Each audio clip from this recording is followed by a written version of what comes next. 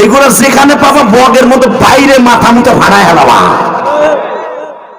সবে বরাত আছে কোরআন হাদিসে 28টা হাদিস আছে।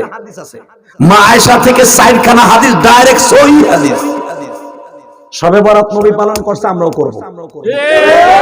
যে কয় নাই ওরে বাইরে লুলা বানায় হেলাবো। রাজি আছো না নাই? যে 25 তারিখ দিবাগত রাতে সবে বরাত। ইন্না আনসালনাহু ফি লাইলাতিন মুবারাকাহ ইন্না কুন্না মুনজিরিন।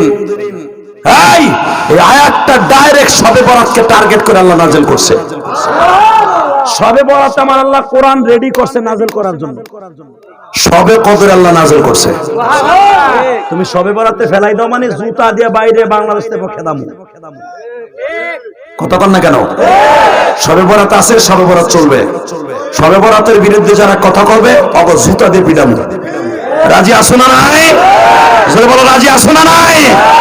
তবে যেটা হাদিসে নাই ওইটা করব না। রুটি খাওয়া, আত্মীয় স্বজন দাওয়াত দিয়া আতশবাজি ফুটাইয়া দাওয়াত দিয়া সারা গোষ্ঠী সুদ্দারে মেলা মিলানো, নামাজ রোজা বাদ দেই হারাম।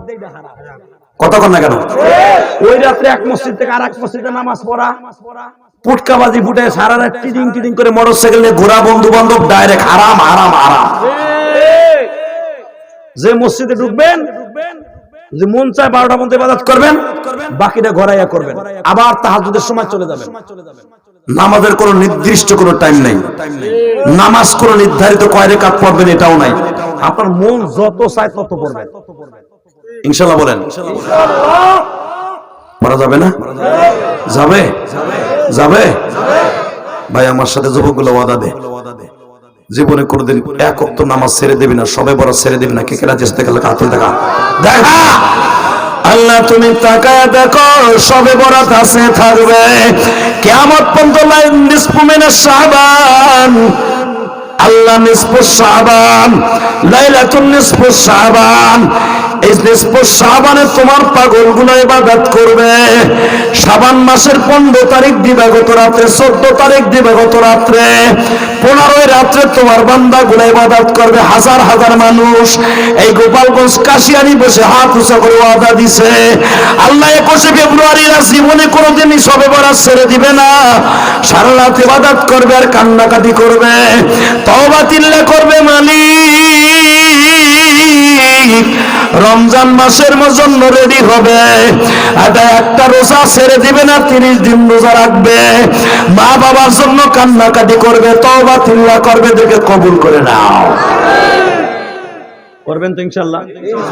করবেন তো ইনশাআল্লাহ? আর একটা কাজ করতে হবে, সবে বরাতে ওই যুবকগুলোর আল্লাহ মাফ করবে না। শোনেন তাহলে কারে? এক নাম্বারে যে তার মা বাবারে কষ্ট দিছে। যেখান সভাপতিরে হুজুরে জিজ্ঞেস করেন, হয়তো এক মাদ্রাসা সুপার, উনি মুহাদ্দিস, কষ্ট হইতেছে। উঠবেন না খবরদার চাচা, উঠেন না, এখন দামি কথা।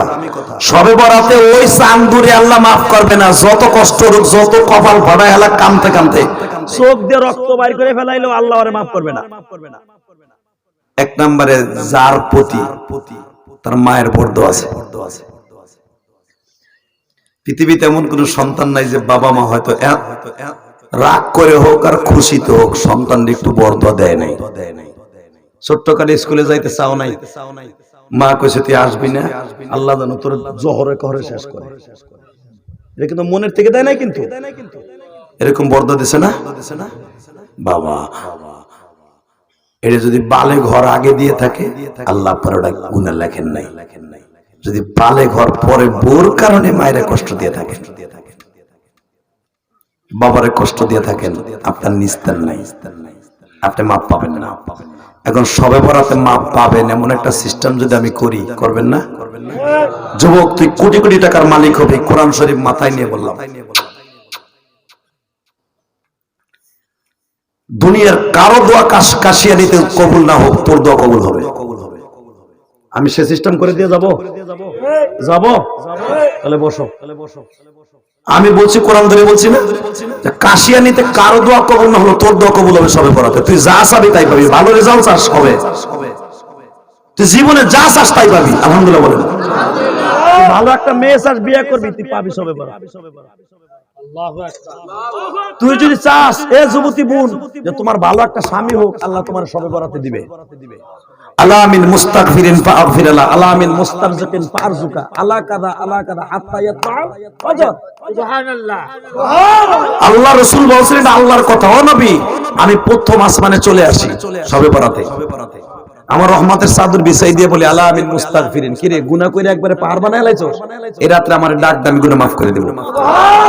আলামিন মুস্তারজিকিন, চাকরি নাই, রিজিকের অভাব, সংসার অভাব, আমার কাছে পরের দিন আমি রিজিকের ব্যবস্থা করে দেব। আলা কাদা এরকম ভাবে কোটি কোটি চাওয়া, তোর চাওয়া সবে বরাতের চাবি আমি পুরো করব। হাত্তা ইয়াত্তা আল ফজর, ফজরে আযান পর্যন্ত। সবে সাদেক পর্যন্ত আল্লাহ ওয়াদা দিয়ে থাকে আপনার আশা পুরো করবে, কিন্তু ওয়াদা পুরো করবে না যার পরে মা বাবা সন্তুষ্ট আছে। যুবক আমি তোর পাও ধরছি, আমি 2011 সালে আমার আব্বারে নিয়ে আমি হজ করছি। আমার আব্বারে কাবা ঘরের সামনে, আমার আব্বা এখন বাইচে আছে মুকশিদপুর, রাগ দিন হনে যাবেন,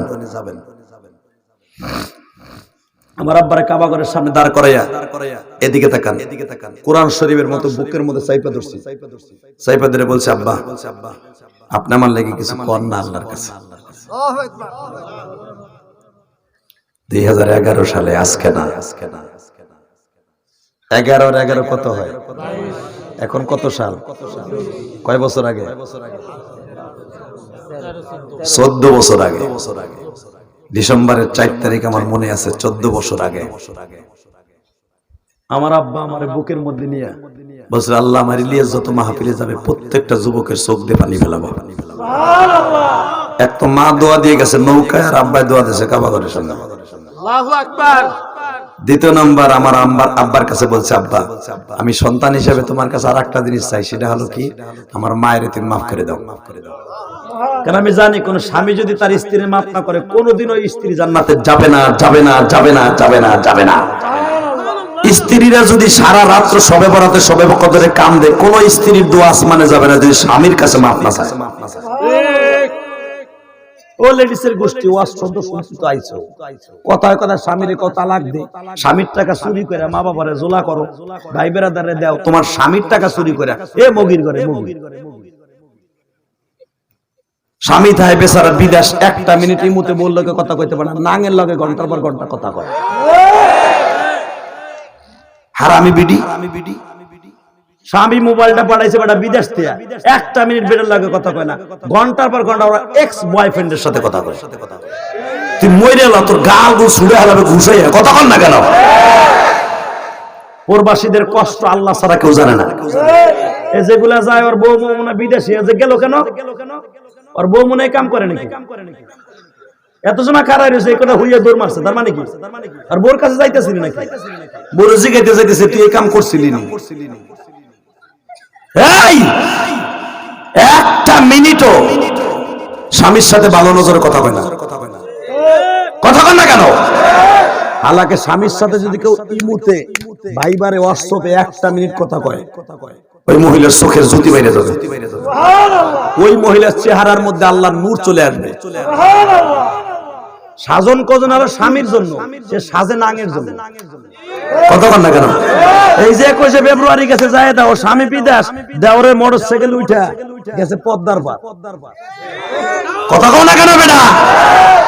আমি আমার মা বোনদেরকে বলবো মা আমি মাদেরকে বেশি ভালোবাসি, আমি মায়ের ওয়াজ বেশি করি। স্বামীরে খুশি রাখবেন, সবে বরাতে যা চাবেন তাই পাবেন। সন্তান হলো মা বাবার পরে হক, আর স্ত্রী হক হলো স্বামীর উপরে। আমার নবী বলেন যদি পৃথিবীতে কোনো মানুষকে সিজদা করতে বলতাম, স্ত্রীকে বলতাম স্বামীরে সিজদা করতে, আর সন্তানকে বলতাম মা বাবাকে সিজদা করতে। কারণ সিজদার হুকুম লান নাদউ মিন দুনিহি ইলাহান লাকাদ কুননা ইদান শাতাতা, একমাত্র আমার সামনে ছাড়া পৃথিবীর কারো সামনে মাথা নত হবে না। লান নাদউ নবী জাহাদের সিগা, কোনোদিনও কারো সামনে মাথা নত হবে না। এইজন্য কাউরে সিজদা আমি অজায়েজ করে না, মানুষকে সিজদা আমারে দিবে ইনশাআল্লাহ। বলেন তাহলে যাদেরকে সিজদা করা জায়েজ থাকতো, যদি আল্লাহ সিজদার অর্ডার দিত, তাদের কাছে মাফ চাওয়ার দরকার আছে না নাই? 30টা সেকেন্ড আমি ওই যুবকগুলো চাই, সবে বরাতে তোরা যদি দোয়া কবুল করাইতে চাস, এই হাজার হাজার মানুষের সামনে তুই ওয়াদা দে, যাদের বাপ এই মাঠের মধ্যে আছে, কার কার আব্বাই মাঠে আছে আমি জানি না, তোর বাবা কবরে গেছে অথবা বাসায় আছে সে না, যার বাপ এই মাঠের মধ্যে বইয়া ওয়াজ শুনতেছে তারা দাঁড়ান তো। কোন কোন যুবকের এবং কোন কোন ভাইয়ের বাবাই মাঠে আছে? দাঁড়াও। কার কার বাবাই মাঠে আছে? দাঁড়া। এ ওয়াজ কমিটির যুবক দাঁড়া। তোর বাপ যদি এই মাঠে থাকে এখন প্রমাণ করে দে। আমি ইলিয়াস রহমান জিহাদি বন্ধু আমি যদি আমার বাবারে লক্ষ লক্ষ হাদিস সামনে দাঁড়াইয়া দোয়া করতে চাইতে পারি, এই যে ছেলেগুলো দাঁড়াইছে বাপগুলো দাঁড়ান। আপনি দেখেন আপনার ছেলে দাঁড়াইছে, আপনার বাপগুলো দাঁড়ান। বাবাগুলো দাঁড়াইতে বলছে ছেলে তোমার বাবারে দাঁড় করাও। বাপগুলো দাঁড়ান। আপনি দেখতেছেন আপনার ছেলেরা দাঁড়াইছে। আপনার ছেলেদের চান্না ওলি হয়ে যাক। আপনার চান্না আপনার ছেলেটা ওলি হয়ে যাক সবে বরাতে। আপনি চান্না আজকে আপনার ছেলেটা ওলি হয়ে যাক। এখন কানবি। ওই দেখ বাপরা কান্দা শুরু হয়ে গেছে। যাদের বাবা নাই আপনারা বয়ে বয়ে কানবেন।